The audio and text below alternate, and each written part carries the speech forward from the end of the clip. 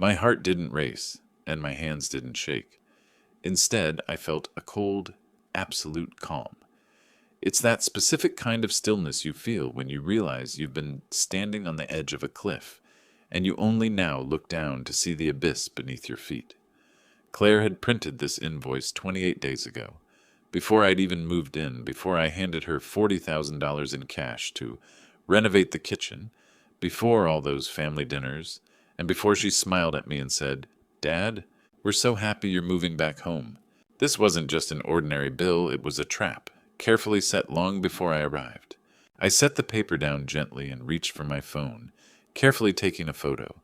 The timestamp, the itemized charges, the entire page. I captured it all. "Dad?" Claire's voice sharpened. "What are you doing?"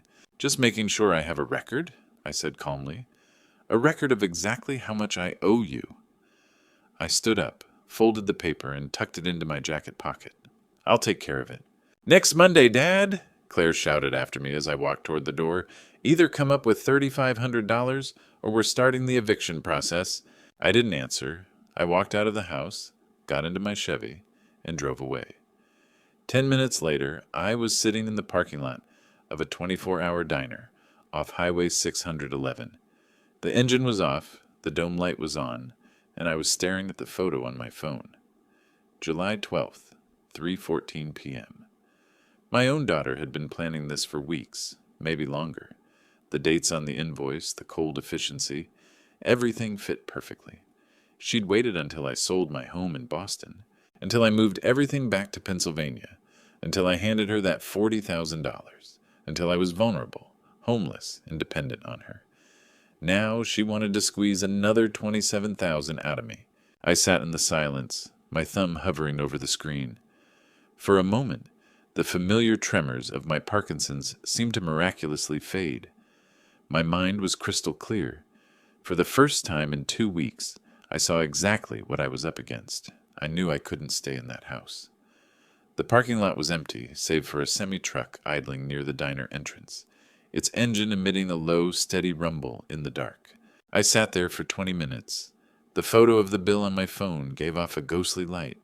28 days of careful planning, 28 days of fake smiles and welcome home, while she was sharpening a blade behind my back. I couldn't live there anymore, but I couldn't just disappear into the Pennsylvania night with nothing either. I turned the key and drove back. It was past 9 when I pulled back into the driveway. The porch light was off. The house felt heavy in the dark, like a beast holding its breath. I killed the lights, stepped out, and stood on the street. It was quiet, save for a dog barking a block away. I walked up the steps and fished my keys out of my pocket. My hands were shaking hard now. It took 2 tries to get the key into the lock. I turned it slowly and slipped inside. The hallway was pitch black. I didn't turn on any lights. I made my way cautiously to the back bedroom, the one they'd assigned to me 2 weeks ago. I pushed the door open. The room was empty. It wasn't just that my luggage was gone. Everything was gone. The bed frame, the oak dresser I'd bought with Margaret in 1985, the lamp, the wool blankets, the framed photos of my children I kept on the nightstand. All gone. The walls were bare. There were even fresh vacuum tracks on the carpet. They had completely erased me. I stood there with a tight chest, staring at the void where my life used to be. Then I turned back to the hallway. That's when I saw it. On the wall hung the family portrait. It was a professional photo from 2018. Me, Margaret, Claire, David, and Mark. We were all smiling. But now my face was gone, replaced by a massive bright red X. It wasn't a sloppy mark from a marker. It had been meticulously photoshopped, reprinted, and framed. I stepped closer. The editing was clean and precise. Someone had spent a lot of time doing this, just to cut me out of the family, to mark me with such malicious intent. In that instant, I felt like I was 24 again. Boston, 1978. I was standing in the cracked driveway of my mother's house, holding the keys to my 1970 Pontiac GTO, original deep green paint V8 engine. I'd bought it with the first big paycheck Lockheed Martin gave me. I spent every weekend fixing it up. It was the first thing I'd ever truly owned, and I was about to sell it My mother was inside, 2 days out of heart surgery. The hospital bill was $9,000. Insurance didn't cover enough. It was pay immediately, or collections would come knocking. Claire, only 7 at the time, with her hair in pigtails, stood next to me, tears streaming down her face. "Daddy, don't sell your car." I crouched down and wiped the tears from her face. "It's okay, Claire. It's just a car." "But you love it." "But I love Grandma more." The buyer paid in cash, $9,000 in $100 bills. He shook my hand and drove it away. Claire watched the Pontiac disappear at the end of the street, then hugged my leg and sobbed. I picked her up and whispered in her ear, "Family takes care of family, Claire. That's just what we do." I blinked, and the reality of the hallway snapped back into focus. That bright red X stared back at me. Family takes care of family. For 45 years, I'd believed that with every fiber of my being. I heard voices from the living room. I turned the corner. They were all there. Claire sat on the couch with her laptop open. Mark was in an armchair, scrolling through his phone.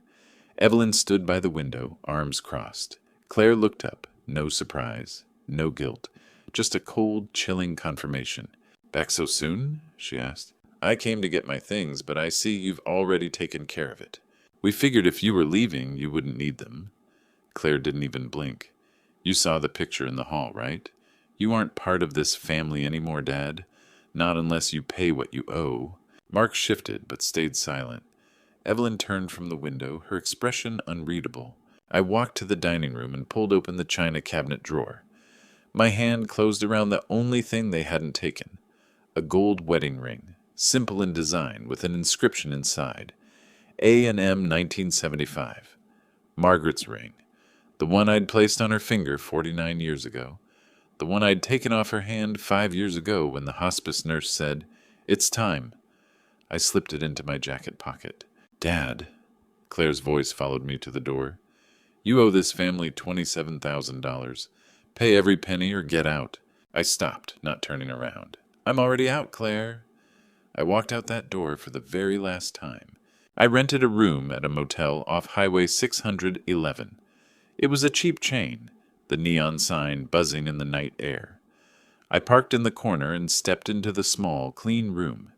Sitting on the edge of the bed, I held Margaret's ring in my palm, looking at the inscription in the dim lamplight. A&M 1975. "I'm sorry, Margaret," I whispered to the empty room. "I should have seen it coming." She wouldn't answer. She never would again. I closed my eyes, trying to force myself to sleep, but rest wouldn't come.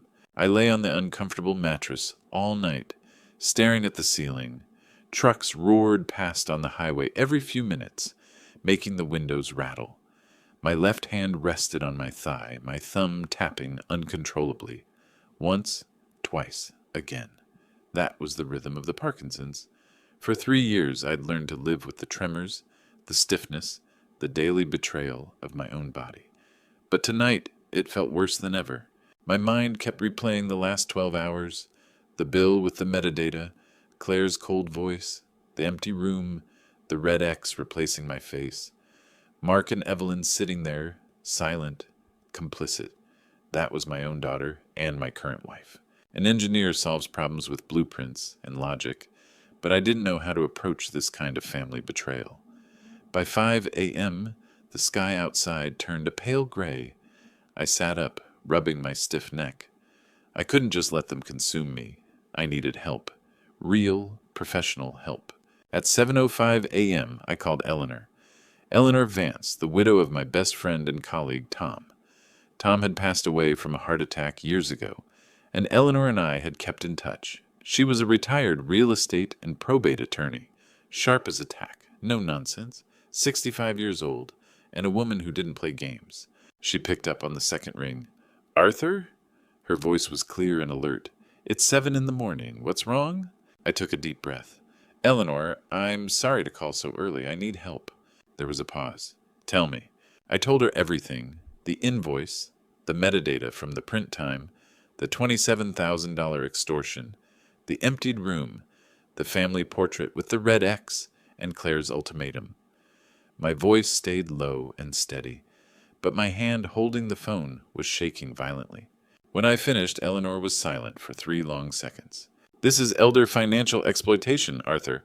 Under Pennsylvania law, that's a felony. Where are you right now? At a motel off 611. My God. She took a breath. Listen, be at my office by 9. Bring everything. The bills, the photos, any evidence you can find. Have you transferred money to her or helped her financially over the years? I have bank statements and text message logs. Perfect. Bring it all. We're going to build a case, Arthur. We're going to settle this. I felt something I'd lost the night before return to my system. Hope. Thank you, Eleanor. Don't thank me yet. Just be on time. And Arthur, remember, you aren't fighting this alone. She hung up. Eleanor's private office was in an old brick building in downtown Doylestown. When I arrived, she was ready. She had short silver hair, reading glasses hanging around her neck, and a navy suit jacket. On her desk sat 2 old Lockheed Martin mugs, a yellow legal pad, and a sharply sharpened pencil. Coffee's fresh, she said, pointing to a chair. Start from the beginning. Don't leave out a single detail. I sat down and recounted it all again. The invoice with the July 12th metadata, Claire's demands, and the empty room. Eleanor didn't interrupt. She just took notes, quick and precise. When I finished, she set down her pen. Let me see that invoice. I handed her the folder. She stared at it for a long time, her finger tracing the metadata. This is premeditation. It proves her criminal intent. She didn't decide to charge you on a whim. She planned to bleed you dry. This isn't a family dispute, Arthur. This is elder financial abuse. The words felt heavy. Eleanor turned her laptop screen toward me. It showed a legal database with a paragraph highlighted, Pennsylvania law regarding financial exploitation of an elder through deception, coercion, or exploitation. You're 67 and you have Parkinson's. Claire fabricated a debt. If we push this, she could face prosecution. I don't want to send my own daughter to prison, I whispered. I know, Eleanor said, her voice softening. But you have to protect yourself, and you need leverage. So we'll build the case file, and then we'll give her a chance to make it right. She pulled the legal pad back and wrote in block letters. Evidence list. 5 categories. You said you've helped her financially for years. How long? 10 years, I recalled. Ever since Lily was born in 2014. Mark's brewery was struggling, rent, car insurance, medical bills. There was always something. Rough estimate. How much total? I closed my eyes, trying to sum up the numbers. Maybe 30 or 40,000, I'm not sure. Open your banking app, Eleanor said, pulling out her phone. We need the exact numbers. For the next 5 days, I turned my motel room into a war room. I'm an engineer. Solving problems is what I do best. And this was just another project to be dismantled and analyzed. I woke up at 6 every morning, made a cup of black coffee, and sat at the wobbly desk with my laptop. I started with the bank records, setting the date range from January 2014 to today. The site was slow, thousands of transactions scrolling by. I went through them one by one, extracting any transfers or checks with Claire or Mark's names, saving them as PDFs. By noon, I had over 100 pages of documents. I organized them chronologically in a folder titled Claire Financial Support. Each transaction brought back a painful memory. March 2016, $500. Claire called crying, saying Mark's brewery equipment broke. December 2018, $1,200. Little Lily needed braces. August 2021, $6,000. Mark's partner pulled out. They needed a bridge loan to keep the storefront. I said yes every single time. By the second night, I downloaded all the Venmo and Zelle records. The total was chilling. Over 10 years, I'd sent them exactly $34,500. On the third day, I organized the files from the sale of my Boston home. I dug through my email for the closing documents. Sale price $850,000. After the mortgage and taxes, my net profit was $360,000. I found the bank withdrawal receipt from May 15th, $40,000 exactly. Claire had insisted on cash. The contractor only takes cash, Dad. It saves on taxes. That's what she'd said. I paired that withdrawal slip with a note Claire had scribbled on a piece of loose-leaf paper. for kitchen and master bedroom expansion. Thanks, Dad. I stared at that note for a long time before scanning it into the computer. Then came the text. I sat on the edge of the bed for hours, my thumb aching, scrolling through years of conversations. I found them. 47 clear requests for money over 9 years. Dad, can you cover this month's car insurance? Emergency. Mark's rent is overdue. If we don't get $5,000, we're done for. I'll pay you back, Dad. I promise. She never did. Not once. I saved all 47 screenshots to the cloud. On the 4th day, I drove to Philadelphia. I had a neurologist at Penn Medicine, Dr. Sarah Jenkins. The receptionist looked surprised to see me without an appointment. Mr. Wald, are you okay? I need a medical document, I said. 10 minutes later, Dr. Jenkins appeared. She listened to my request and nodded seriously. 20 minutes later, I walked out with a letter on official hospital letterhead. Mr. Arthur Wald exhibits mild Parkinsonian motor symptoms, but his cognitive function is entirely intact. Recent MoCA scores were perfect, with no signs of dementia, cognitive impairment, or diminished decision-making capacity. I carefully folded the letter and placed it in the folder. On the 5th day, I printed everything at the hotel's business center. I bought a thick black 3-ring binder and used colored labels to categorize the evidence. Invoices and metadata, 10 years of bank records, Boston home closing and $40,000 cash withdrawal, 47 text screenshots, and the cognitive capability certification. Total, $34,500 in support over 10 years, plus $40,000 in cash this May. I had invested $74,500 into this family, and she was trying to extort me with a fake $27,000 invoice. But one thing was missing. I needed the evidence of the photo. I called my son, David.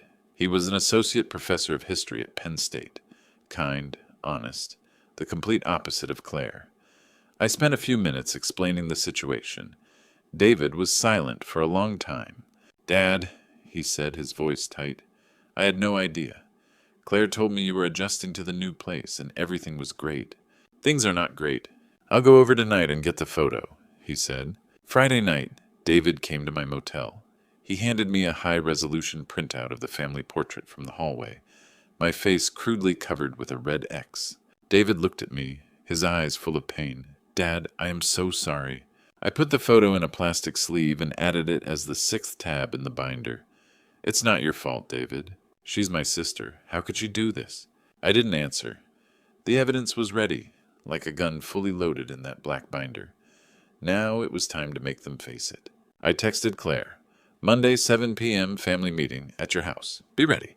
She replied quickly, Nothing to talk about except paying what you owe. 7 p.m. Monday. I'm bringing the records of the money. I tossed the phone on the bed. To be safe, I called Margaret's brother, Claire's Uncle Richard. He was a veteran and a retired dispatcher for the local police. He had serious pull in this family. I asked him to attend as a third-party witness. He was hesitant, but I insisted, and he eventually agreed. Monday night, I put on a clean flannel shirt and put Margaret's gold ring back on my left hand. I grabbed the heavy black binder and walked out of the motel. 10 minutes to 7, I pulled into Claire's driveway. Richard's Ford was already parked at the curb. I took a deep breath, clutching the binder, and walked to the front door. I knocked twice, steady and firm. Claire opened the door. She had her arms crossed, her jaw set, wearing a gray sweater. You're here, she said coldly, no greeting at all. Did you bring the money? Let's sit and talk. I walked past her into the dining room. The table was the same one. The overhead light was sharp and clinical. Mark sat at one end, hands folded, staring at the table. Evelyn stood by the window, back to the room. Richard sat in a chair in the corner, looking serious. I walked to the center of the table and dropped the binder with a heavy thud. Claire sat across from me, her eyes on the binder. Dad, stop the games. Either write the check or pack your bags and get out. I ignored her. I opened the binder to the first page and pushed the invoice toward her. My finger tapped the metadata timestamp at the bottom, which I'd highlighted with a yellow marker. Printed by QuickBooks Pro. July 12th, 2024, 3:14 p.m., I read aloud. Claire glanced at it, and her pupils dilated. That's That was 28 days before I even moved in. I cut her off, my voice quiet, but hitting the table like a hammer. You had this figured out before I even stepped foot in here. You waited for me to sell my Boston home, took my $40,000 in cash, watched me move in, and then you smiled at me across the dinner table while setting up this extortion. That was just the contractor needing the paperwork done in advance? Her face flushed red and her voice rose. No, you were trapping me. I flipped to the next page. A terrifyingly detailed spreadsheet. 10 years, I've gone through every cent you've asked for. Rent assistance, Mark's equipment, Lily's braces, your car insurance, every single bank transfer. $34,500 total. I flipped to the third page. The withdrawal slip from May 15th. $40,000 cash. You told me it was for the kitchen. In 4 months, I haven't seen a single tile changed. Mark looked increasingly uncomfortable, his face pale. Evelyn turned slightly but stayed silent. In the corner, Richard frowned, looking grim. $34,500 plus $40,000 cash. I pulled a pen from my pocket and wrote the final number on the legal pad. $74,500. That's what I've given this family in 10 years. And you're trying to force me onto the street with a fake $27,000 invoice. That was all your choice, Claire shouted, slamming her hands on the table. You lived here. You used the space. The utilities. You owe us. I used the space? I flipped to the last page and pulled out the portrait with the red X, sliding it to the center of the table. This is how you treat a father. You erased me. Claire stared at the photo, her throat bobbing. Mark looked away. Richard stood up, walked over to look at the photo, then shot Claire a look of absolute disgust. I pulled a clean, printed document from the back of the binder. This is a statement of financial confirmation and release of claims. My voice was icy. It states you've received $74,500 from me, and you formally drop any claim to the $27,000 rent. Sign it, and this ends right here. I placed the pen on the paper. If you don't sign it, I'm taking this evidence to the district attorney's office tomorrow morning. Pennsylvania law on elder financial exploitation is very clear.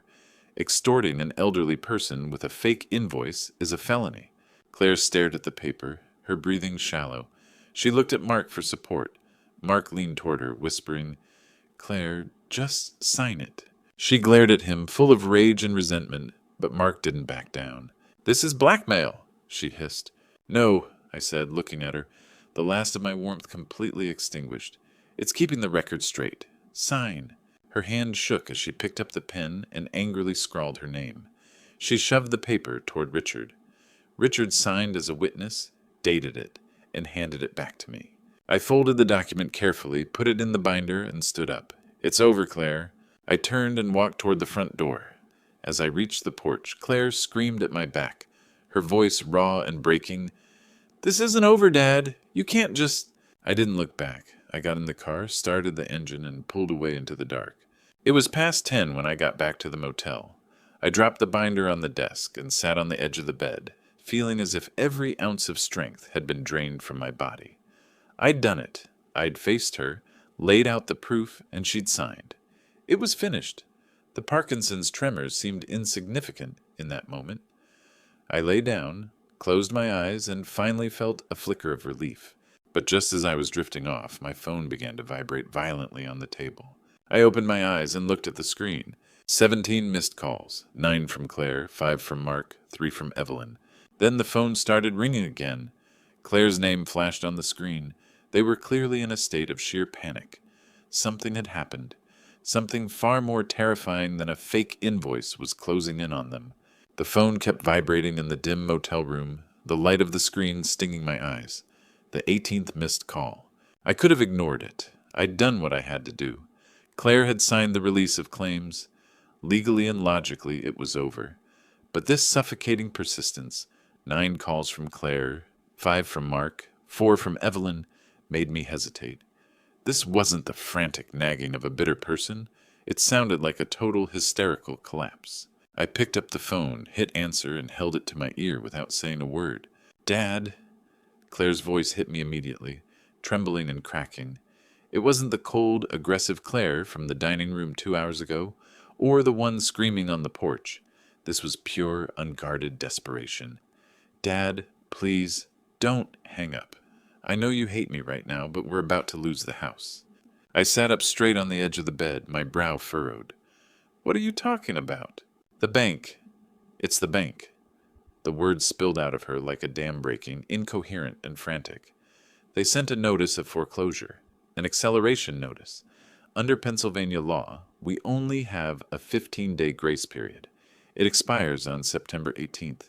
If we don't pay, they're going to take the house and put it up for auction. We're going to lose everything. I rubbed my face, trying to clear the fog. Claire, slow down. What auction? What happened to the mortgage? How much do you owe? Dad, we're $128,000 behind. We haven't paid the mortgage in 3 years.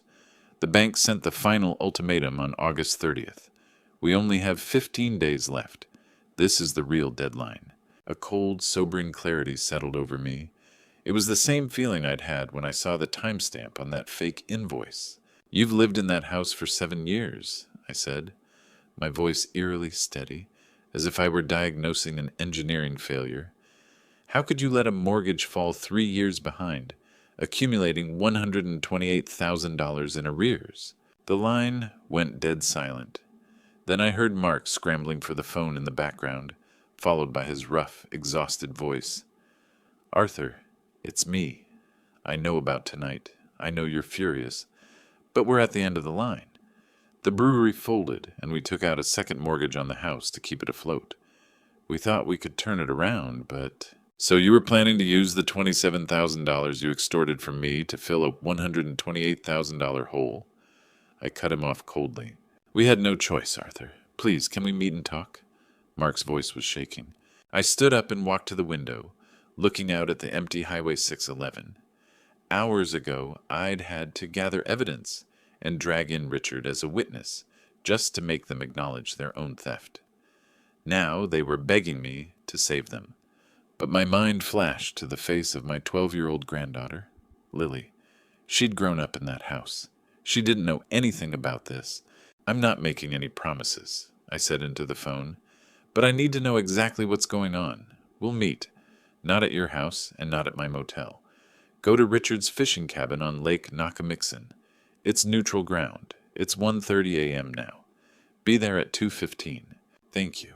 Thank you, Arthur, Mark said, sounding relieved. I hung up and sent a quick text to Richard. He was skeptical and already half asleep, but he agreed to let us use the cabin and told me the key was under the mat. 20 minutes later, I pulled my car onto the gravel road leading to the lake. The cabin was small, an A-frame with the porch light already on. Mark's truck and Evelyn's sedan were parked alongside. I climbed the wooden steps and pushed the door open. The fireplace was already burning, orange light dancing on the stone walls. Outside, Lake Nakamixon was pitch black and deathly silent in the early autumn night.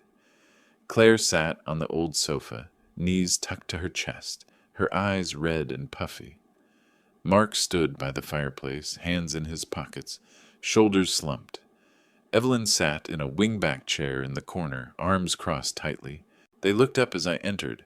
This time I didn't see 3 calculating schemers. I saw 3 people who were drowning. Show me the notice. I didn't sit down. I just held out my hand. Mark pulled a few folded sheets from his jacket pocket and handed them to me. The Bucks County Courthouse letterhead, official seal and all. Mortgage default. Notice of acceleration. I scanned the dense legal jargon quickly. Total. Due $128,472.19. The borrower had a statutory 15-day window to cure the default. If the full amount wasn't wired by September 18th, 2024, foreclosure proceedings would begin. I tossed the documents onto the coffee table and finally sat in a wooden chair. Explain it. How did it get to $128,000? This isn't just a few missed payments. Claire buried her face in her knees. Mark rubbed his face and spoke up. July 2021, we took out a HELOC, a home equity line of credit, for $70,000. We used it to scale up the brewery, buy new fermenters, and renovate the tasting room. We thought if we could just get past the tail end of the pandemic, business would bounce back. And it failed, I stated, expressionless. Completely. Mark's voice was hollow. The customers didn't come back. The cost doubled. We closed our doors at the end of 2022, lost the entire investment. Since then, we've just been juggling credit cards, and the penalties and compound interest just kept piling up. So, I leaned back, a log popping in the fireplace. You bet $70,000 on a failing business? Then tonight, you tried to extort $27,000 from me, and just months ago, I gave you $40,000 in cash. Where did that $40,000 go? Claire looked up, refusing to meet my eyes. It went to pay off the commercial lease arrears for the brewery and the supplier breach penalties.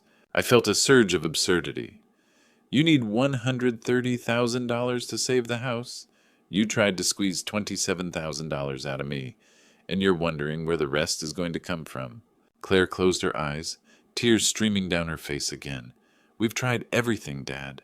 We sold our jewelry, maxed out every credit card, even borrowed from friends. She glanced instinctively at Evelyn. I caught the look immediately. What else did you do? I leaned forward, staring at Evelyn. Evelyn shrank into the corner, speaking for the first time that night. We borrowed money from an account. What account? Claire cut in, speaking at a frantic pace. It was Mom's, an old fund she'd left behind. We borrowed $35,000 from it at the end of 2021. We intended to pay it back as soon as we made money. I felt like I'd been struck in the chest. The air seemed to freeze. Margaret had passed away from lung cancer in 2019. I was the executor of her estate. I had personally closed every single one of her accounts. Margaret didn't have any residual accounts when she passed, I said, my voice terrifyingly low. Dead silence filled the cabin. Evelyn's voice was barely a whisper. It was opened in 2020, after she passed, at Alley Bank, a joint account with Claire. I glared at them. The last piece of the puzzle clicked into place with a sickening snap. You used a dead woman's information? You used Margaret's social security number to open an account? It's not fraud. Claire's face was white, her voice trembling. I just needed a safe place to save money for the family, away from Mark's debt collectors. What was the name on the account? I asked through gritted teeth. It took Evelyn a long time to get the words out. The Margaret Commercial Venture Fund. The world tilted on its axis. Margaret. David. David was my son, the child Margaret had loved most in this world. I whipped my head toward Claire. Show me that account. Evelyn pulled out her phone with trembling hands, opened the Ally Bank app, and handed it to me. I clicked on the transaction history. Account opened March 2020. Initial deposit, $10,000. There were regular deposits over the next year. By April 2021, it had reached $35,000. Then one single outgoing record, April 14th, 2021, transferred to DM Craft, LLC, $35,000. Current balance, 0. I stared at the numbers until they blurred. David doesn't know this account existed, does he? No, Claire sobbed softly. I slowly, carefully placed the phone on the table. I was afraid I wouldn't be able to stop myself from smashing it into their faces. You stole David's money, I said, each word landing like ice. A year after Margaret died, you opened a fund using her name and social security number. That was the money Margaret scrimped and saved to leave to David for his history PhD. You took it for yourselves and dumped it into the bottomless pit of Mark's bankrupt brewery. We were desperate. You lied to everyone. You lied to me, and you lied to David. You stole his future. I stood up and grabbed my keys. Dad, don't go, Claire lunged, grabbing my arm, tears and snot covering her face. Please, we're going to lose the house. Lily is going to lose her home. I stopped, not turning around, just coldly brushing her hand off my arm. You lost it the moment you decided to lie and steal, Claire. We're family. You're supposed to take care of us, she screamed at my back. I turned around to look at her one last time. For 45 years, I've taken care of this family. When I was 24, I sold the car I loved most to save my mother. Over the last 10 years, I gave you $34,000. 5 months ago, I gave you $40,000 in cash. And how do you repay me? By extorting me with a fake bill and stealing your own brother's life savings. I pulled open the cabin door. The cold autumn air heavy with pine and lake water, rushed in. You made your choices. Now you live with the consequences. I walked out. Behind me, I could hear Claire's desperate, guttural sobbing. I got into the Chevy, started the engine, and drove out onto the dark highway. Dawn was breaking, the sky bruised with a sickly purple gray. I don't remember how I drove back to the motel. I only remember at one point, I whispered to the empty passenger seat, "I'm sorry, Margaret." I tried. I slept for less than 3 hours. At 8:30 a.m., I woke up in the motel bed, still wearing the same flannel shirt from the night before. Every joint in my body was aching like I'd been in a fight. The room smelled of stale coffee and disinfectant. I grabbed my phone. There were 3 new messages from Claire. I swiped left and deleted the notifications. The only call I needed to make now was to David. I dialed my son's number. It rang twice and David picked up, his voice bright and easy. "Hey, Dad, everything okay? You rarely call this early." I closed my eyes and took a deep breath. "David, I need to tell you something. This is going to be hard to hear." The ease on the other end vanished instantly. "What happened?" I told him everything. About the Ally Bank account, the venture fund opened with Margaret's Social Security number, and the $35,000, the money his mother had tucked away for his PhD. I told him how Claire had drained it dry in 2021 to prop up the failing brewery. I told him he'd been kept in the dark by his own sister for 3 whole years. There was a suffocating silence on the phone. "I never knew." David's voice was as tight as a snapped wire. "I know. I'm so sorry, son. Mom did mention it to me once before she died," David murmured. "She said she'd find a way to fund my doctoral program, but she didn't give details. I thought she was just trying to comfort me. She really did do it. And Claire..." He paused, and I heard the sound of a chair scraping against the floor. He must have stood up, pacing the room as he did when he was upset. "They stole it." David's voice became icy, a controlled, deep-seated rage. "And they used Mom's Social Security number. That's identity theft. And the money is gone." "Yes?" "Dad," David took a breath, his tone shifting, "I need to tell you something, too. Since last August, I've been zelling you $500 every month." I froze. "What? No, I didn't." I pulled the phone away, opened my bank app, and scrolled through the recent transactions. They were there. August 15th, transfer from David Wald, $500. Memo, coffee money. September 1st, transfer from David Wald, $500. Memo, coffee money. I'd seen those transfers, but I'd assumed they were some kind of bank system reversal or an accounting error. I'd never looked closer. "David," I said hesitantly, "you're a history professor. Your salary isn't huge. You didn't have to do that." "You're my father." David's voice trembled slightly. "You've spent your life helping everyone else. Selling your car for Grandma, emptying your savings for Claire. It's time someone helped you." A lump formed in my throat that I couldn't swallow.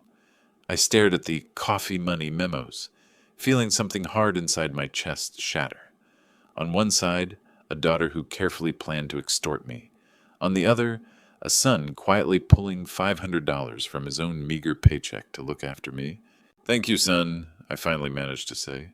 "If you need me to testify or provide support, let me know," David said. "Whatever you decide to do to them, I'm on your side." After I hung up, I sat on the edge of the bed for a long time. David was quietly protecting me, while Claire was planning to bleed me dry. But in the middle of this entire insane whirlwind, there was still a ghost that made my blood run cold. Evelyn. Last night at the cabin, it was Evelyn who had voluntarily brought up the existence of that secret account. She'd seemed like a bystander who'd been dragged along, but I started replaying the last 3 years of our marriage. Summer 2020, at the Lockheed Martin retiree picnic, I'd met her just after she'd moved to Pennsylvania. She was gentle, understanding, listening to my grief over losing Margaret. 6 months later, we were married. It had all felt so natural, like a gift from fate. But I was an engineer who didn't believe in coincidences anymore. I stood up, walked to the desk, and opened my laptop. Evelyn and I shared a family email account for utilities and shared files. I logged in, typed Claire into the search bar, and hit enter. Hundreds of results popped up. I scrolled straight back to 2020 and beyond. I skipped over the ordinary family dinner emails when suddenly, deep in the sent folder, I found a hidden tag labeled Villanova Alumni _ 1999. I clicked it. It contained several emails with large attachments, dated May 2020. The attachments were scans of old photos. I clicked the first one. It was a 1999 Villanova University graduation ceremony. A group of young women in caps and gowns, hugging and laughing, draped in sashes with Greek letters, Kappa Kappa Gamma. Right in the center of the photo was 25-year-old Evelyn. She was much younger, smiling brilliantly, and standing right next to her, with an arm wrapped tightly around her waist, was Claire. Same cap and gown, same sorority sash. I felt dizzy. I clicked the next photo. Evelyn and Claire posing in a college dorm room. The next, the two of them in bikinis on the beach. The backdrop, the Jersey Shore in the late 90s. They weren't introduced by friends at all. They were college classmates, sorority sisters. They had 25 years of deep, hidden history, and I had known nothing. My hands began to shake violently. I forced myself to open the next email. Dated June 2020, the month before I ran into Evelyn at the picnic. From Evelyn to Claire. Claire, your father's Lockheed pension is $4,200 a month. He has about $300,000 in his savings account. If we play this right, you can get to it. I'll marry him and keep him comfortable. You take care of creating those emergencies. We split it 50-50. Claire's reply, Evelyn, I don't know if I can do it. He's my dad, and he loved Mom so much. This feels too sinful. Evelyn's reply, your mom is gone, Claire. Your dad is lonely. He needs someone, and you need money to fix Mark's disaster. This is better for everyone. I'll take care of him. You get the funding. Once he's gone in a few years, we split the estate. I stared at the screen. That last line, once he's gone, hit me like a poison blade driven straight into my heart. Evelyn hadn't just helped Claire steal from David. She was the architect of the entire con. The marriage, the tender comfort, the ring on her finger, it was a multi-year fraud. I had been sleeping next to an enemy who was waiting to squeeze the last drop of life out of me. I grabbed my phone and dialed Eleanor's number. Arthur, are you okay? She sensed the shift in my breathing immediately. I need you to run a background check on my wife. My voice sounded hollow. Dead. I found emails from 2020. Evelyn and Claire are college classmates. They planned this. Evelyn has been targeting my pension since the day we met. There was a sharp intake of breath on the other end. Then Eleanor's voice returned, perfectly professional and cold. Forward every email to me. Don't delete anything. Don't touch the originals. This is core fraud. The marriage was predicated on false pretenses. We can file for an annulment in Bucks County Court, not a divorce. That means legally this marriage never happened. Your pension and assets will be 100% protected. She won't get a single penny. How long do you need? Give me 2 days to prepare the documents. But Arthur, before we file, you need to get her to admit it, at least partially. We need a recording or something written. I'll get it, I said. After hanging up, I looked at the 3 documents on the desk. Evelyn's fraudulent emails, the $128,000 foreclosure notice, and the neurologist's report proving I was fully sound of mind. I could have walked away now, let the house go to foreclosure, kick Evelyn out, and live out my days with my pension. But I thought of Lily, 12 years old, innocent, about to lose her only home. I thought of David, who had shown a level of grace I hadn't realized existed. Perhaps, while destroying these predators, I could use a brutal, unforgiving set of terms to give Claire one last chance to prove she hadn't completely rotted away. I dialed Eleanor's number again. About the house. I'm going to negotiate with the bank, but it's going to be on my terms, extremely strict terms. If they break a single one, even by a cent, I pull the funding instantly. Eleanor paused after hearing my plan. Brilliant. I'll draft a reinstatement agreement. It'll be ironclad. As long as they breach even a single term, you can walk away clean, and they won't have a legal leg to stand on to harass you again. That afternoon, I contacted the Loss Mitigation Department at PNC Bank. After 10 minutes on hold, a specialist named Jonathan picked up. I explained my intent. I was willing to provide the funds to help my daughter reinstate her mortgage, but I needed the bank to facilitate it legally.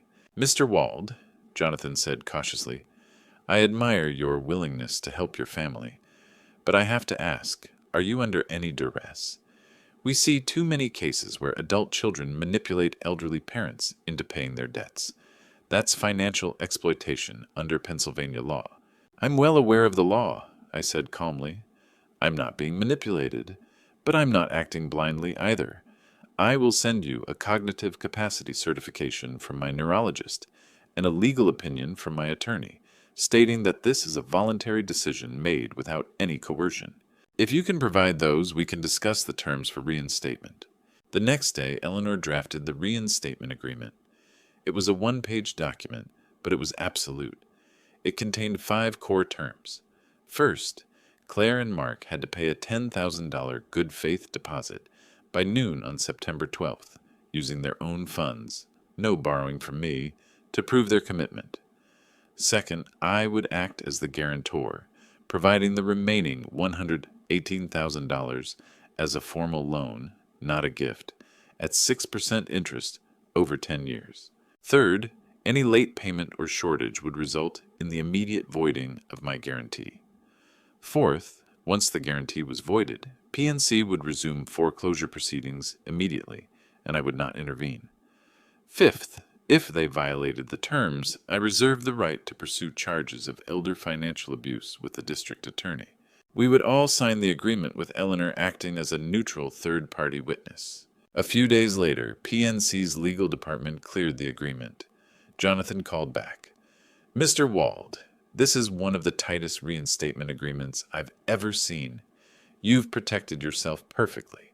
If your daughter performs on time, we reinstate. If she defaults, we return your guarantee funds and proceed with the auction. Your wire transfer deadline is 5 p.m. on September 18th, the final day of the grace period. I had to raise $118,000. I had about $58,000 in my savings.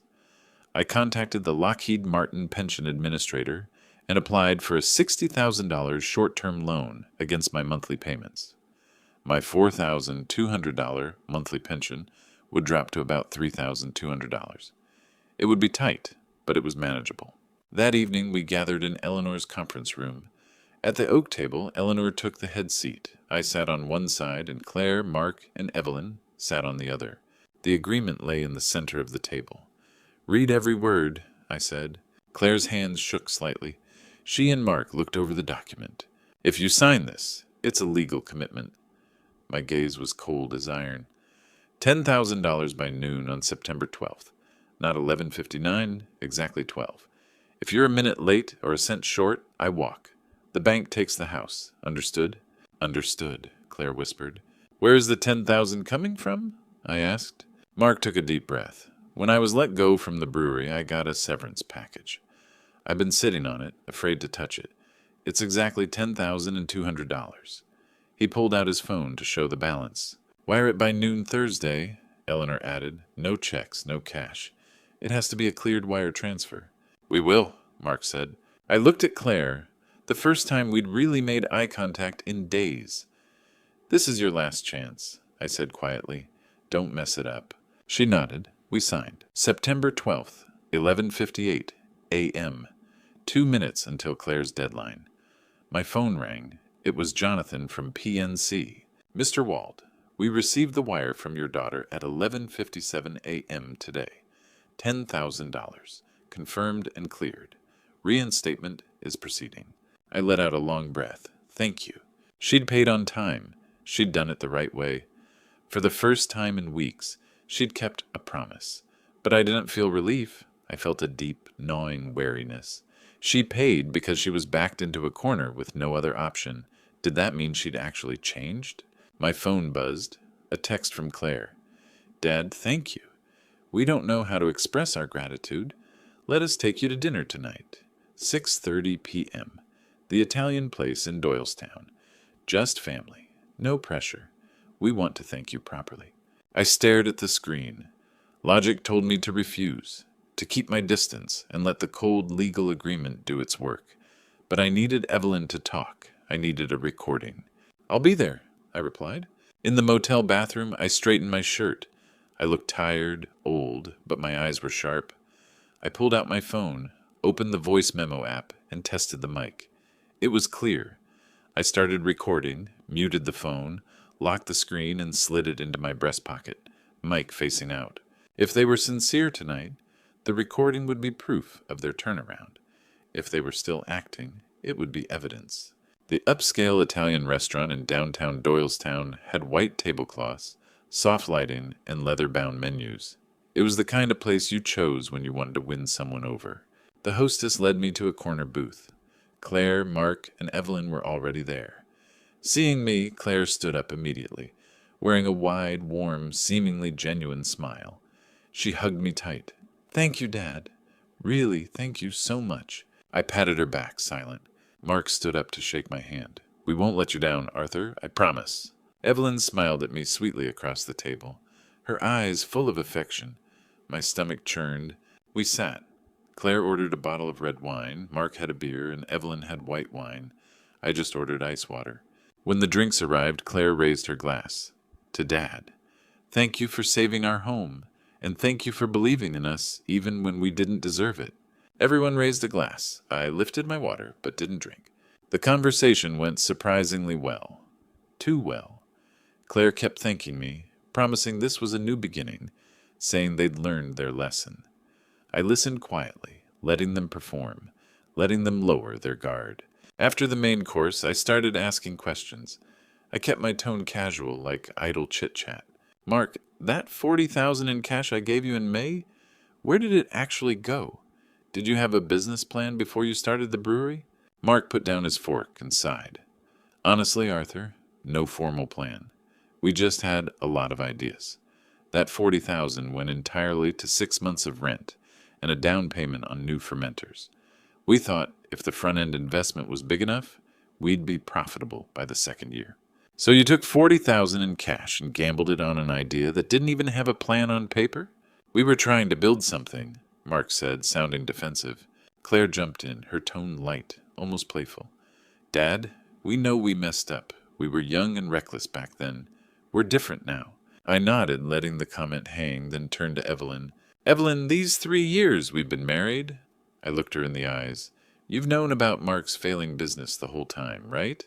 She smiled, so naturally, obviously after countless rehearsals. "I knew Mark was having some trouble.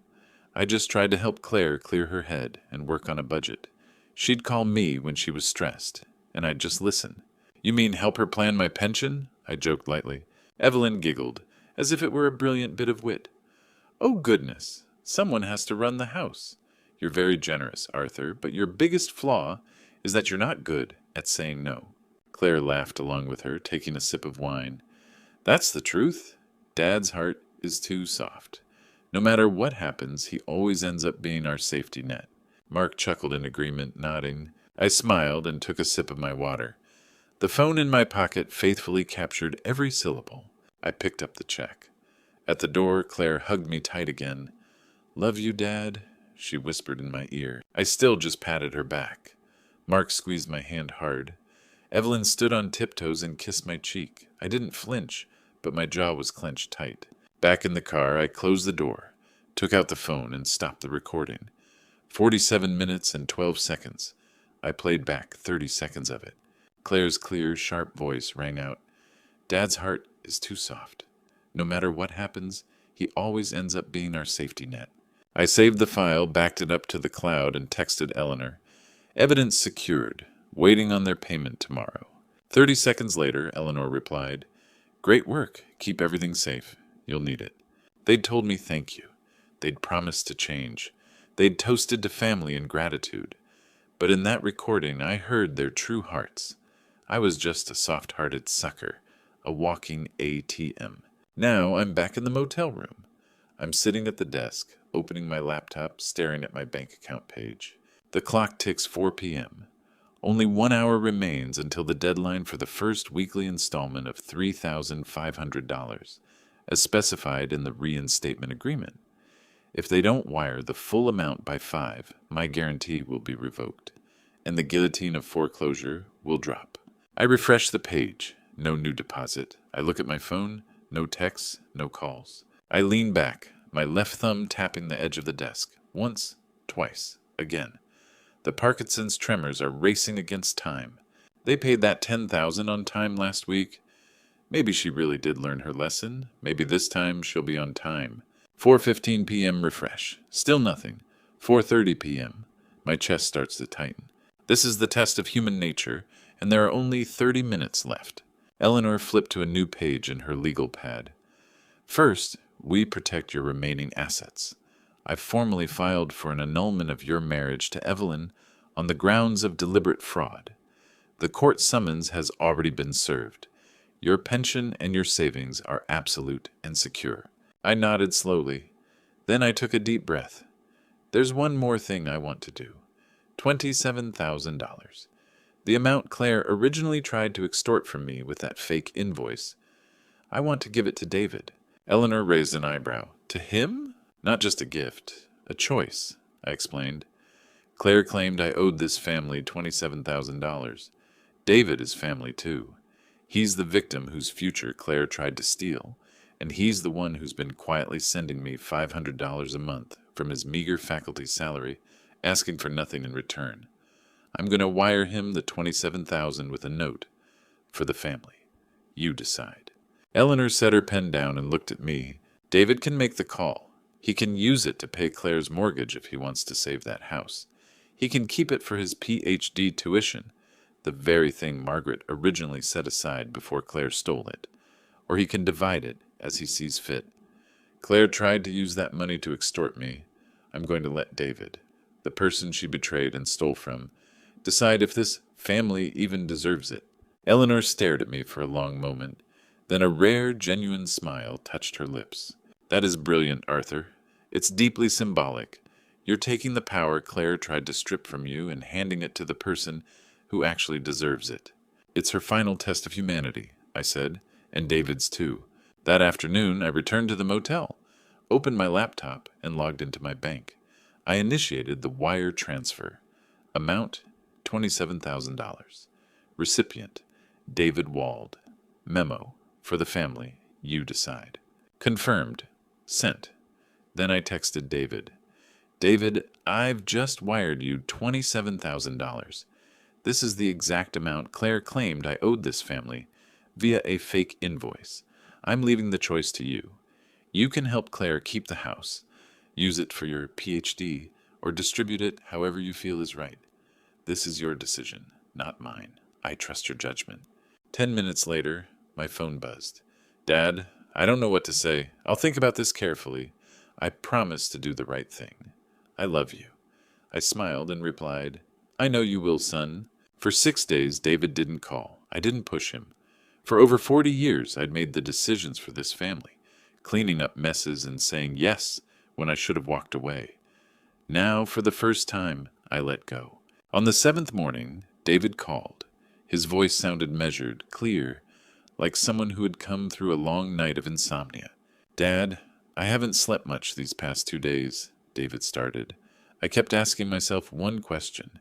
If Mom were still here, what would she do? My eyes burned. Margaret was always so kind, even to a fault. Mom would help, David continued, even when people didn't deserve it, even when she was the one hurting. She always told me, David, resentment is a cup of poison. Don't drink it. She did, I whispered. So this is my decision. David paused, taking a breath. I've split the money. $15,000 has been wired directly to PNC Bank into Claire's mortgage account. I hope it buys her and Mark a few more weeks. Maybe they'll find another way, maybe not. But I know I've done a brother's last duty. I didn't speak, I just listened. The remaining $12,000 I've handed over to the university bursar for my doctoral tuition for next semester. It won't cover everything, so I'll still need a loan. But at least that money is back where Mom intended it to go. For education, for the future. I closed my eyes, breathing in the cold Pennsylvania morning air. That is wisdom, son. That is true integrity. You kept your compassion without losing your self-respect. You didn't let Claire's greed define you, and you didn't let the satisfaction of revenge consume you. I couldn't save her, Dad, David's voice finally cracked. But I couldn't let her turn me into a cold-blooded person either. That's not how Mom raised me. No, it isn't, I said. I'm proud of you, David. A few hours later, Jonathan from PNC Bank called. Mr. Wald, we received a $15,000 wire from David Wald today. Is this your son? Yes, he's trying to help. Jonathan sighed. Mr. Wald, I have to be honest. I've applied the funds to the arrears, but the total balance in default is too high.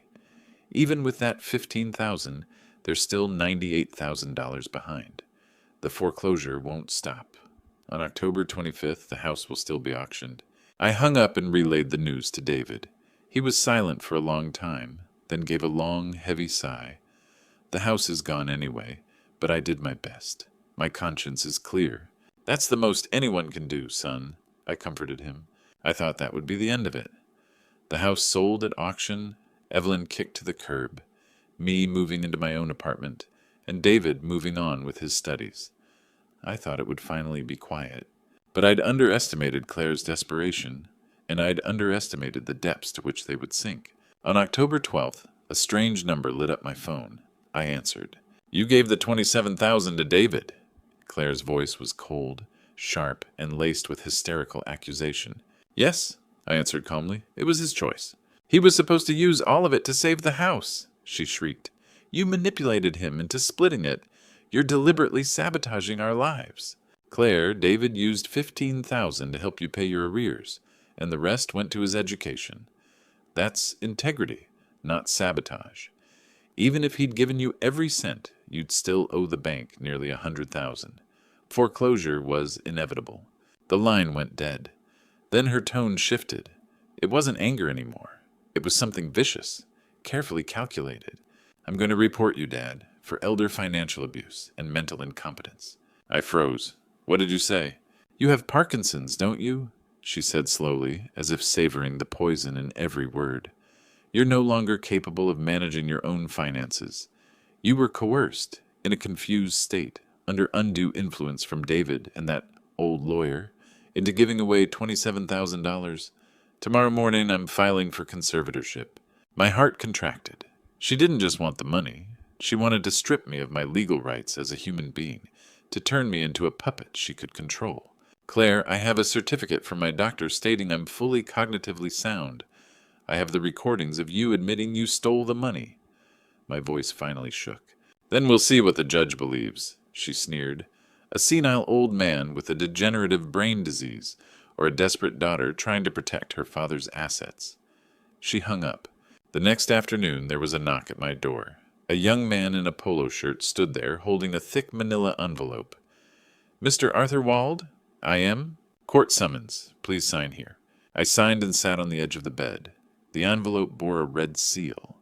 Bucks County Orphans Court, the court that handles probate and guardianship cases.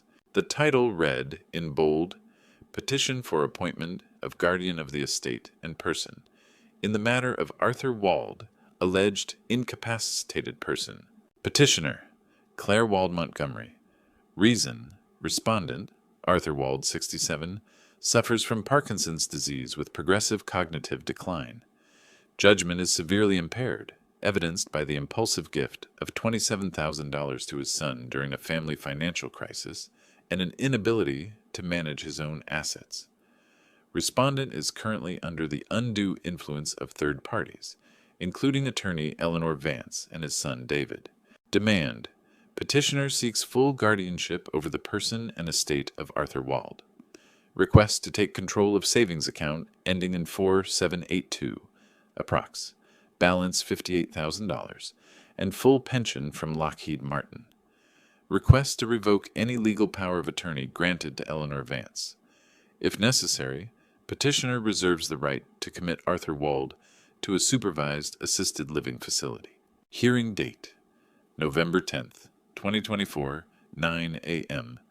Judge, the Honorable Harold Brennan.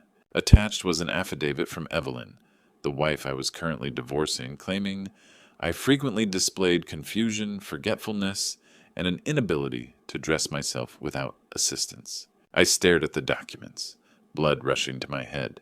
She wanted to confiscate my last $58,000, take control of my pension, and lock me in a nursing home. This was her final revenge for losing the house. I called Eleanor immediately. "This is a predatory conservatorship," Eleanor said, her voice like ice.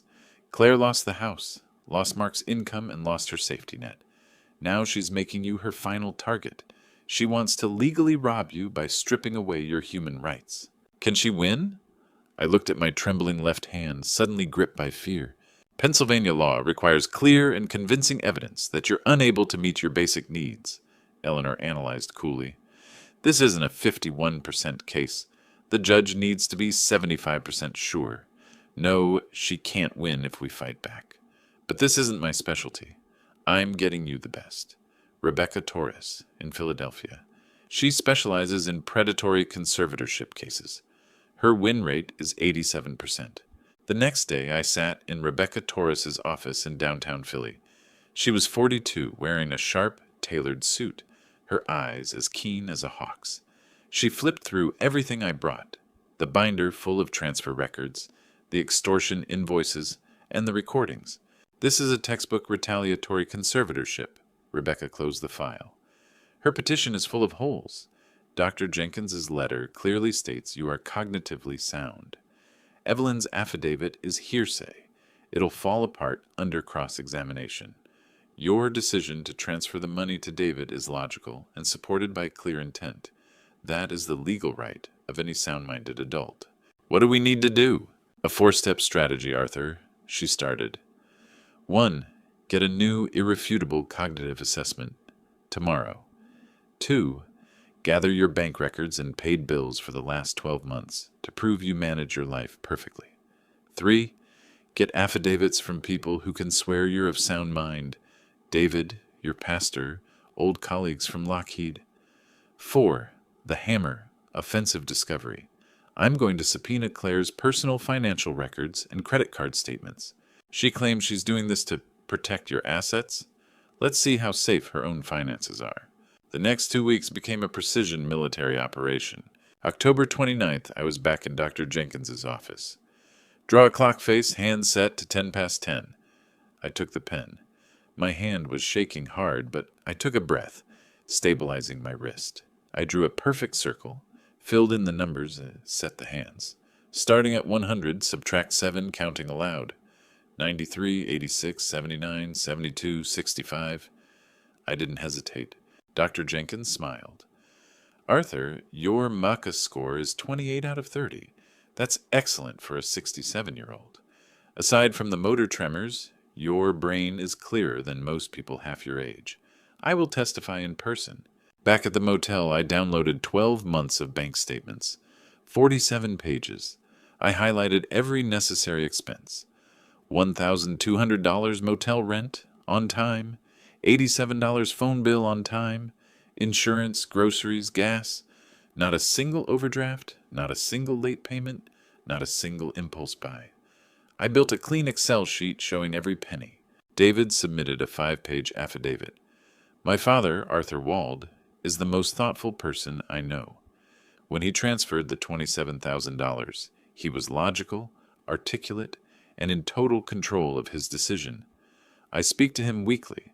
I've never seen any signs of cognitive decline. Pastor Miller from our community church did the same. Mr. Wald regularly participates in church finance meetings. His insight when leading budget discussions is admirable. He has no cognitive impairments. November 3rd, Rebecca showed me what she'd pulled via subpoena. "Look at this, Arthur." She pushed some papers toward me with a grim smile. It was Claire's Discover card statement and records from the Parks Casino Players Club. In August and September, while she was extorting you with fake invoices and crying for mortgage help, she was dropping $2,100 on slot machines at Parks. Rebecca pointed at the cold numbers. She's $22,000 in credit card debt and has missed minimum payments for 2 months straight. She's a financial disaster. November 9th, the day before the hearing, Rebecca electronically filed a 22-page answer in opposition to petition for guardianship. It contained the testing, the bank statements, the affidavits, the transcript of the dinner conversation, and Claire's gambling debts. "Ready for your freedom, Arthur?" Rebecca asked in her office. I looked at my trembling hand. "I'm ready." November 10th, 8:45 a.m. I stood in front of the Grand Bucks County Courthouse. The autumn wind was biting. I wore my best dark blue suit, the one I'd worn to the Lockheed year-end galas, a dark red tie, polished black shoes. Margaret's ring was secure on my left hand. I walked into the courtroom, smelling of old wood and floor wax, high ceilings, the American flag in the corner. I sat at the respondent's table with Rebecca. Across the aisle, Claire sat there. Mark wasn't with her. She was accompanied by a young attorney I didn't know, looking like a fresh law school grad, frantically flipping through legal pads. David sat in the first row behind me, next to Eleanor. Pastor Miller and Dr. Jenkins sat behind him, ready to testify. 9 a.m. sharp. The bailiff yelled, "All rise!"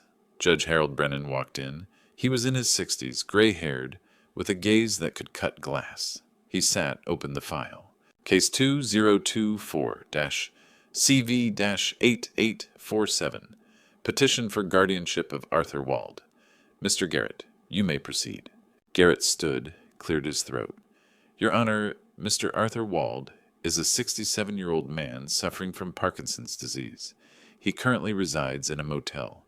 When his family faced a crisis of mortgage default, he impulsively and irrationally gifted $27,000 to his son.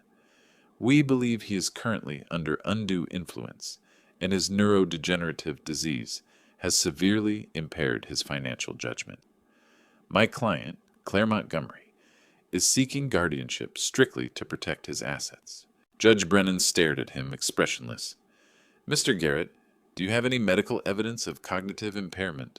We have affidavits from Mrs. Montgomery and the respondent's wife, Evelyn, testifying to his confusion in daily life. The judge didn't look convinced. Call your witness. Claire took the stand. A simple gray dress, hands clasped, eyes red. She looked like a heartbroken, helpless daughter. Mrs. Montgomery, Garrett asked softly, please describe your father's recent state. He's changed. Claire's voice trembled. He's become suspicious, paranoid. He refuses to live at home, insisting on staying in a dangerous motel. He gives away money while watching his own granddaughter lose her home. He can't even remember to take his medication. He needs protection, even if he doesn't understand my intentions. Garrett sat. Rebecca stood for cross-examination. She walked to the podium with no notes. Mrs. Montgomery, Rebecca's voice was clear, icy and piercing. You say your father gave away $27,000 irrationally. Is that the same $27,000 you tried to extort from him weeks earlier with a forged invoice? Objection! Garrett jumped up. Irrelevant. Your Honor, this goes directly to the petitioner's motive and the respondent's logic, Rebecca retorted. Objection overruled. The witness will answer. Claire bit her lip. That invoice was just paperwork done in advance. Yes or no? That $27,000 invoice, the timestamp was 28 days before your father moved in, wasn't it? Yes. You claim you're seeking guardianship to protect your father's assets? Rebecca stepped closer. Did you, in 2021, use your deceased mother's Social Security number without your brother David's permission to open an account and transfer $35,000 of his education fund to plug the holes in your husband's failed brewery? The courtroom erupted in whispers. Garrett stared at his client in shock. Claire's face turned bright red, tears flowing. That was a loan? We were desperate. I intended to pay it back. Yes or no? Rebecca barked. Yes. Rebecca turned to the judge. Your Honor, I request to play Defense Exhibit 12, a recording of a dinner conversation on September 12th, 2024. The bailiff hit play. Claire's voice, laced with contempt, echoed through the solemn courtroom. Dad's heart is too soft. No matter what happens, he always ends up being our safety net. The recording stopped. Dead silence. Rebecca turned back to Claire. Mrs. Montgomery, while you were facing foreclosure in August and September and claiming your father couldn't manage his finances, what were you doing? According to our subpoenaed records, You lost $2,100 on slot machines at Parks Casino. Your credit cards are in deep default. Is this your qualification for protecting your father's assets? Claire buried her face in her hands, sobbing uncontrollably. Garrett slumped in his chair. He knew his client had played him. No further questions, Your Honor. Rebecca sat down. Now call Arthur Wald, Rebecca said. I stood, moving slowly but steadily to the stand. I placed my right hand on the Bible, swore to tell the whole truth. I sat, my left hand on my thigh, still twitching slightly. Mr. Wald, Rebecca began gently, can you explain to the court why you wired the $27,000 to your son David? I looked Judge Brennan directly in the eyes. Your Honor, I gave David that money because that was exactly the amount Claire tried to extort from me. Over the past decade, I have given Claire $74,500. I kept every bank record, every text message. I was tired of being an ATM. I gave the money to David and told him, you choose, to test if there was anyone left in that family who possessed integrity. David used $15,000 to help Claire pay her mortgage and used the rest for his own tuition. That was a calculated moral test, not an impulsive act of cognitive decline. The judge nodded slightly. Rebecca pointed to my shaking hand. Mr. Wald, the court notes your hand is trembling. The petitioner claims this is evidence of incapacity. I held up my trembling hand, spreading my fingers so all could see. Yes, I have Parkinson's. It is a neurodegenerative disease that robs me of my motor control. I lowered my hand, my voice like steel. My hand is shaking, Your Honor, but my brain is not. I know better than anyone in this room who is plotting against me and who is protecting me. Judge Brennan took off his glasses and snapped the file shut. The court has heard enough. His voice boomed through the courtroom with the authority of the bench. I have reviewed all the medical evidence. Dr. Jenkins's report confirms Mr. Wald's cognitive function is fully intact. The 12 months of financial records show he is an extremely rational, responsible adult. The judge turned, staring fiercely at Claire. Mrs. Montgomery, not only have you failed to provide a shred of convincing medical evidence, you have presented this court with a script filled with greed, deception, and extreme malice. You extorted your father with forged invoices. You stole your brother's education fund using your dead mother's identity. You squandered money in casinos while carrying massive debt. And then you weaponized the court system to punish an innocent old man who finally stopped paying your bills. The judge brought his gavel down. This petition for guardianship is dismissed with prejudice. Furthermore, the judge's gaze sharpened, in light of the evidence of forgery, identity theft, and financial extortion revealed here today, I am directing the court clerk to forward the trial record and all exhibits to the Bucks County District Attorney's Office, with a recommendation for a criminal fraud investigation into Claire Montgomery and Evelyn Wald. Bang! The gavel fell again. Court adjourned. Claire slumped in her chair, sobbing into her hands. Garrett scrambled to pack his documents, not even glancing at her, fleeing the courtroom. David rushed over from the gallery and hugged me tight. It's over, Dad. Truly over. I patted his back, my eyes red. I looked at the heavy oak doors. No, it wasn't just over. It was a new beginning. Finally, I was living for myself. In the weeks following the hearing, justice fell like a long overdue row of dominoes on the traitors. The DA's office opened a formal investigation. Facing potential criminal charges, Mark finally made his choice. He filed for legal separation and moved back to his home state of Ohio, leaving Claire to face the foreclosure and debt alone. His final text to a mutual friend was, I married a woman, not a crime syndicate. Meanwhile, the court approved the annulment. The judge ruled that Evelyn had concealed her 25-year history with Claire and conspired to misappropriate pension funds. The marriage was fraudulent from its inception.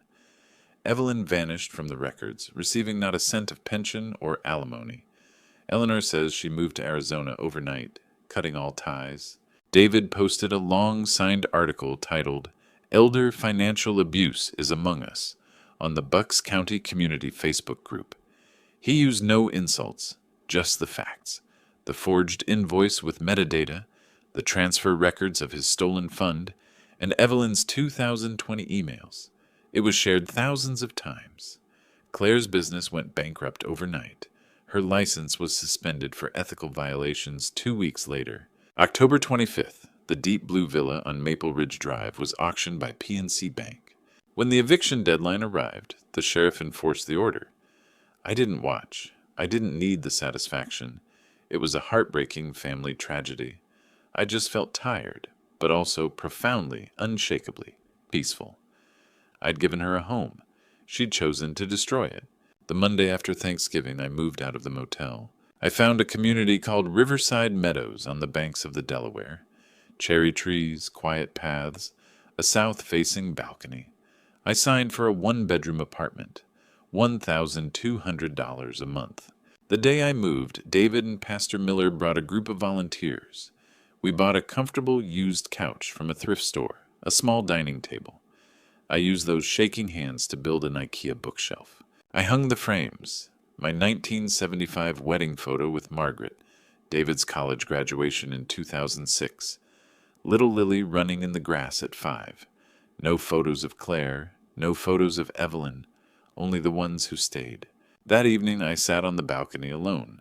The sunset shimmered on the Delaware River.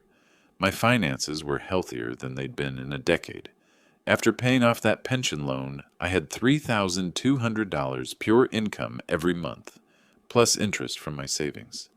I even started physical therapy at the VA center. The doctors say my tremors are well controlled. David brings ingredients every Wednesday night, and we make tacos and talk about his PhD. On Sundays, we go to church, then have brunch at the diner where I spent my darkest nights. My life is no longer filled with emergencies, fake bills, and endless demands. I have Wednesday tacos, Sunday sermons, and undisturbed morning walks by the river. Pastor Miller has even started introducing me to other victims of financial abuse. I use my own experience and my meticulous evidence gathering to help them connect with Rebecca and Eleanor. I found a new sense of purpose. One afternoon, months later, I received a letter with no return address. I sat at the kitchen table and tore it open. It was Claire's handwriting. Dad, I'm working the front desk at a motel in the suburbs for $16 an hour. I'm in court-mandated therapy. I finally understand what I did. I didn't just ruin my own home. I tried to ruin you. I'm not begging for forgiveness because I know I don't deserve it. I just wanted you to know I'm sorry. I hope one day I can become someone who doesn't make you feel ashamed. Claire. I read it twice. Then I folded it neatly and placed it in the bottom drawer, next to old tax returns. I didn't write back. Maybe I never will. Because now, whether or not to write back is my choice. I've learned that the best way to heal some wounds is to keep a permanent distance. In the evening, a light spring rain tapped against the balcony glass. I opened a leather-bound journal on the table and used my weighted pen to write a final entry.